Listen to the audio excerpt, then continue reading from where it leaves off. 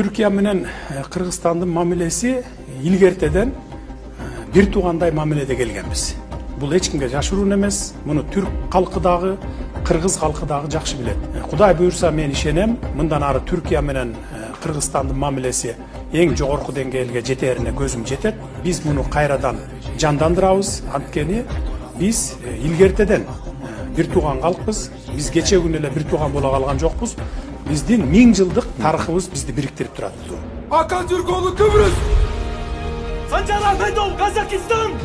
Nurbek İsmailov Kırgızistan. Aman Töreyev Türkmenistan. Halmurat Davut Doğu Türkistan. Ayaz Kermuradov Azerbaycan. Atabek Kerimov Özbekistan. Kılıç. Türkiye. Türk budur, yıldırımdır, kasırgadır, dünyayı aydınlatır. Turan ulu kalmasın, turan doğuş olmasın. Turasın olur benden.